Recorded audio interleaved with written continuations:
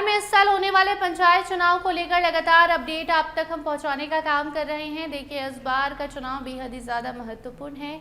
कई सारे अलग अलग इसके मायने निकाले जा रहे हैं। एक तो देखिए, बिहार में बीजेपी की सरकार है और बीजेपी के राष्ट्रीय अध्यक्ष नितिन नवीन ने जब पहली बार राष्ट्रीय अध्यक्ष बनकर पटना आए थे तो राजधानी पटना में उन्होंने ऐलान किया था कि अब हम पंचायत से लेकर सदन तक हमारी ही गूंज होगी, हमारा ही दबदबा होगा। और अपने कार्यकर्ताओं से जब कहा था कि तैयारी शुरू कर दीजिए, तभी एक इशारा मिल गया था कि इस बार का मुखिया चुनाव बेहद ही ज़्यादा दिलचस्प होने वाला है।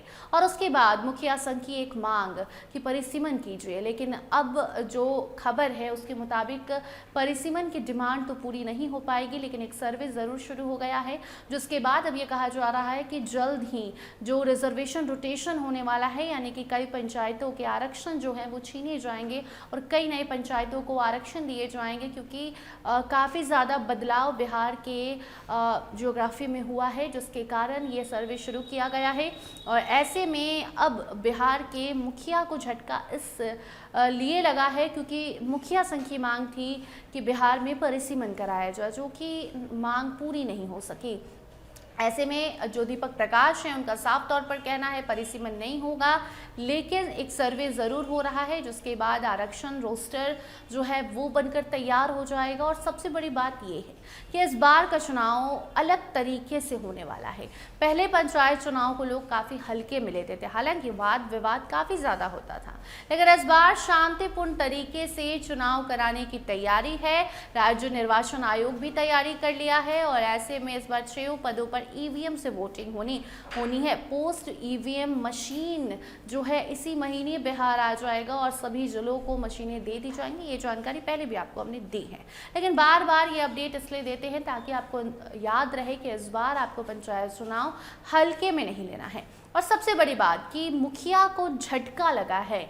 मुखिया उम्मीदवार पहले इस फिराक में रहते थे कि करना क्या है, ऐसे ही आराम फरमाते हैं और चुनाव के वक्त जाकर पैसे बांट देंगे, लोगों को लोक लुभावन वादे कर देंगे। इतना ही नहीं बल्कि धौंस जमाकर, डरा धमकाकर आसानी से वोट ले लेंगे, लेकिन इस बार ऐसा नहीं होगा।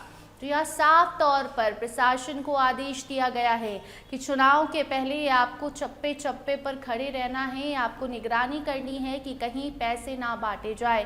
पैसों के दम पर धौंस जमाकर, डरा धमकाकर अगर आप भी मुखिया बनना चाहते हैं तो अब ये आप नहीं कर पाएंगे। अगर अभी भी आप मुखिया बनकर इसलिए बैठे हैं क्योंकि आपके पास पैसे हैं, गांव वालों में आपका रुतबा है, तो अब आप रुतबे के अकॉर्डिंग नहीं बनेंगे मुखिया, बल्कि अगर लोग चाहेंगे तभी आप पंचायत चुनाव लड़ पाएंगे, मुखिया बन पाएंगे।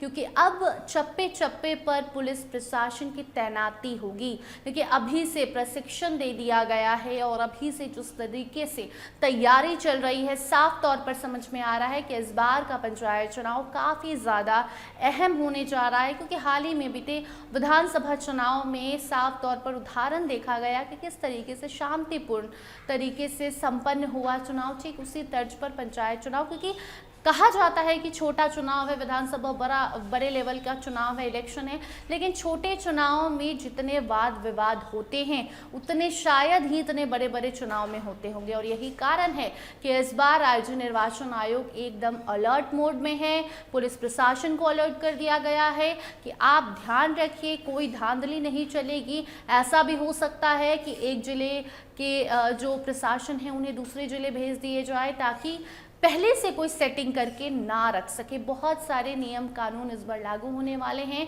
बहुत नियमों में रहकर आपको चुनाव लड़ना भी है और लोगों को भी, जनता को भी नियमों को मानकर अपना प्रतिनिधित्व चुनना है।